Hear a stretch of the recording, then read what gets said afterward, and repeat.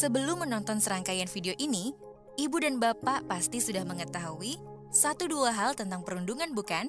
Nah, di proses belajar kali ini, kami mengajak Ibu Bapak untuk menimbang-nimbang kembali pengetahuan tersebut.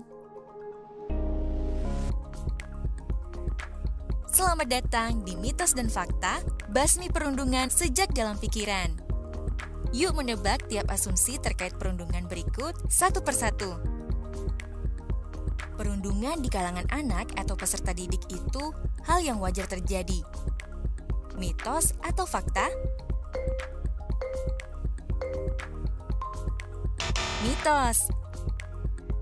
Meskipun perundungan kadang terjadi dari waktu ke waktu, tidak berarti bahwa ia wajar. Perundungan tidak dapat ditoleransi sebagai suatu yang normal, karena tindak kekerasan dalam bentuk apapun bukanlah hal wajar. Maka, kita semua perlu lebih peka dalam memahami dinamika pertemanan anak. Ibu dan Bapak mungkin pernah dengar bahwa perundungan bisa membangun karakter anak. Apakah ini mitos atau fakta? Mitos. Penelitian dari King's College tahun 2014 menunjukkan bahwa perundungan melukai kesehatan psikologis korban. Dampaknya bisa bertahan hingga 40 tahun. Artinya, korban dapat tumbuh besar dengan ketakutan, kecemasan, dan atau gangguan psikologis lain yang malah menghambat potensi diri anak. Dampak perundungan yang dilakukan secara verbal berdampak sama buruknya dengan perundungan yang melibatkan kekerasan fisik, benarkah? Ya, benar. Banyak orang menganggap bahwa kekerasan verbal tidak berdampak sama buruknya dengan kekerasan fisik. Nyatanya tidak seperti itu. Korban kekerasan verbal dapat mengalami dampak seperti kesulitan dalam mengambil keputusan dan meragukan cara diri sendiri berkomunikasi, hingga gangguan mental seperti kecemasan, depresi, dan PTSD atau gangguan stres pasca trauma.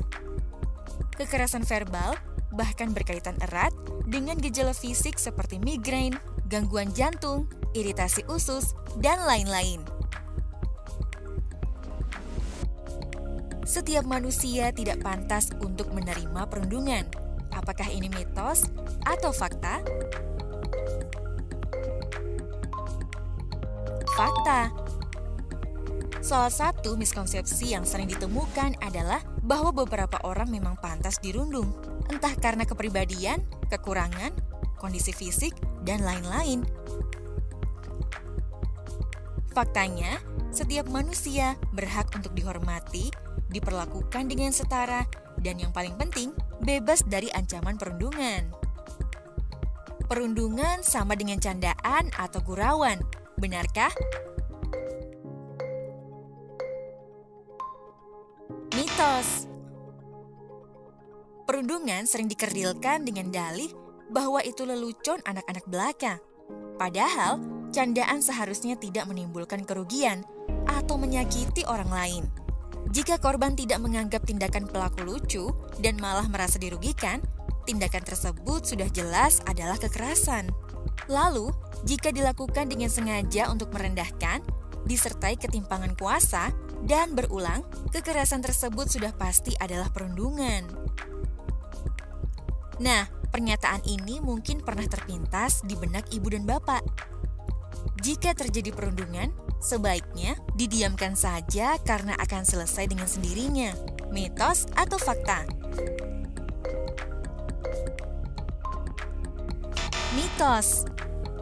Saat kita memilih diam, secara tidak langsung kita mengisyaratkan bahwa lingkungan di sekitar korban membenarkan perundungan, sehingga korban pun rentan merasa semakin tidak berdaya, tidak aman, dan takut melapor. Dan akhirnya, perundungan pun bisa jadi semakin parah. Nah, kita sudah sampai di pertanyaan terakhir nih. Mitos atau fakta? Perundungan daring atau cyberbullying punya dampak yang sama beratnya dengan perundungan langsung?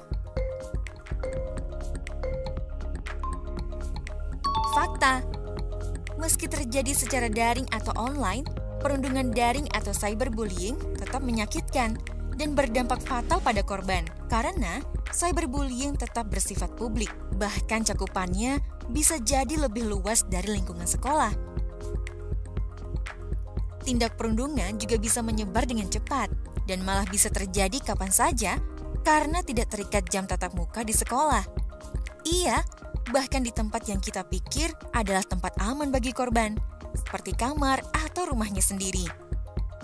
Sekarang sudah tahu kan situasi apa yang merupakan mitos belaka dan fakta terkait perundungan? Semoga kita bisa memegang prinsip pemberantasan perundungan sejak dalam pikiran ya.